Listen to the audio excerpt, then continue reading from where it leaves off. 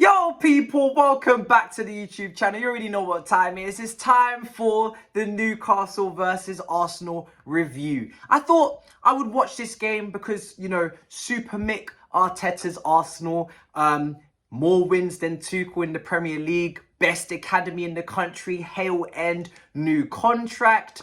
It's in their hands. They're going up against Spursy, the bottlers. It all points in one direction, and that is taking that sweet trophy full of festivities, third place off of Chelsea. We're coming for third, Matisse. And I said, you know what? I've heard it so many times, I'm almost starting to believe you guys. You seem so full of spirits, and you seem so joyful and so optimistic for the future. And here I am down in the dumps, with my club having a really tumultuous season, so many issues across the board, and you guys are just doing so well.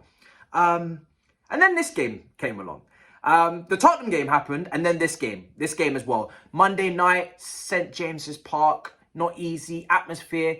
We've seen it all before at Palace, but this game, it will take care of itself. Listen, from what I see, you still have more wins than us in the Premier League. So that's something to be happy about. Do you know what I mean? I don't want to see now the same people that were crucifying me on the Big Six telling me your Arteta agenda, Arsenal, why do you have such big expectations? Why are you putting us on this pedestal like we're some big club? This is overachieving. If we don't make Champions League, everything's going to be all right. So I don't want to hear any confusion and any combobulation discussion. Let's do what I said we should do. Let's focus. Let's concentrate, Arsenal fans, because you told me that everything's fine if you don't make top four. And I said, well, if Man United are getting fourth, then I think you won't feel a type of way because they were always expected. But if your nearest, dearest Tottenham Hotspur make fourth ahead of you, top spur, if they make it ahead of you in fourth, I have a little inkling, a little feeling that you're going to feel a type of way.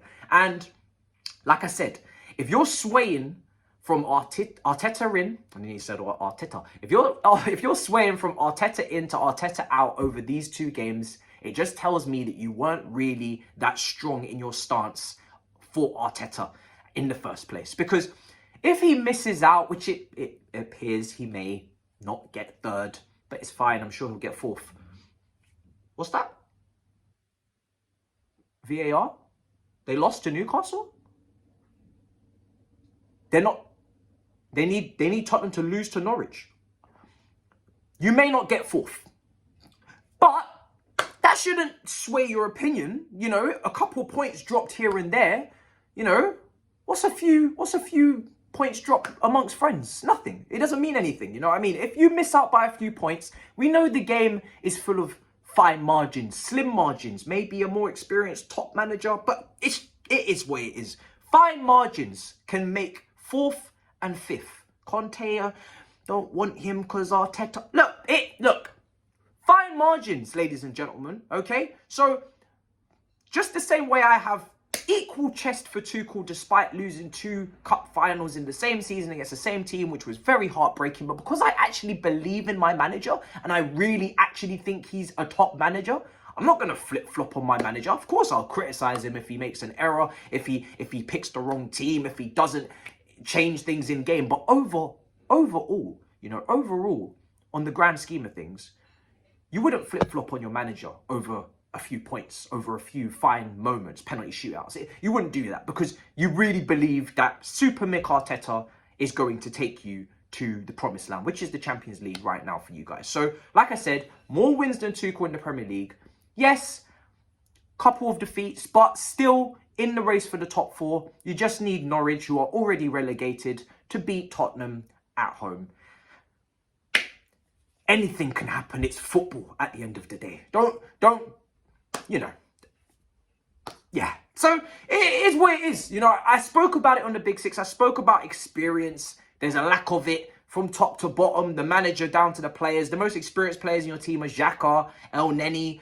When times come to crunch, when push comes to shove, will you be able to see out the season? Will you be able to really push and propel yourselves into that position, or are you gonna crack? Are you gonna show some moments of immaturity, some moments of lapses of judgment, whatever? But like I said, I have an agenda, and I apologize for that. And now I want to announce that I am now Arteta in. Okay, I am now Arteta in. I know I've been questioning all season, and at times maybe too harsh, because as you told me, he's not expected to make top 4. So this should not be a big drama to you guys. If you guys finish 5th, which you may, like I said, still one more game.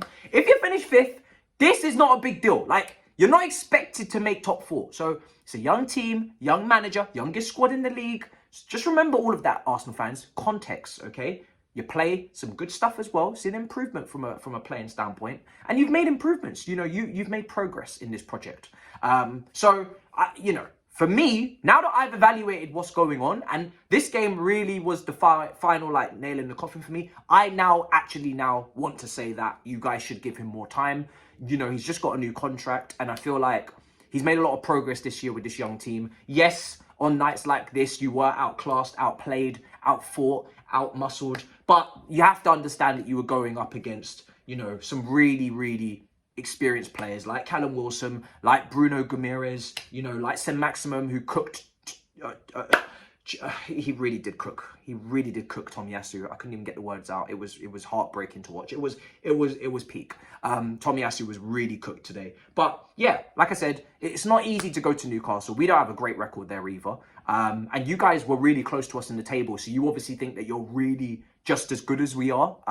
You know, and I can understand why you think that, because like I said, you have more wins than Chelsea this season, which is a really important bit of silverware to pick up.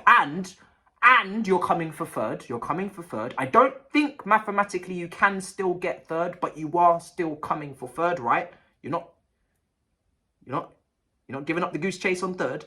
And yeah, I just think to myself that, yeah, Arsenal Football Club, they're going in a good direction. And I think, listen, I'm not one to talk. My team just lost an FA Cup final. So like I said, this is why I just wanted to come on here and just really stop being harsh on Arsenal and Arteta now, because I feel like it's been too much from me and Toby over the season. We just need to dial it down and just remember where you guys are at. And like I said, where you're at is you're a team that are trying to push forward. You finished 8th twice in a row. Now you're going to probably finish 5th. That's progress. That's good.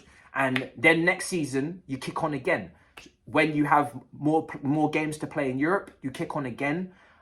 Invest in the team over the summer. Ten Hag comes in at Man United, gives you that extra competition. Conte gets backed in the summer with Tottenham. He gets that extra competition for you guys to make top 4, so you can have a really strong fight for it this time. With us as well, because you're really about the same level as us. So yeah, obviously 1 game a week this season has really helped you guys as well. Next season, you're not going to have that.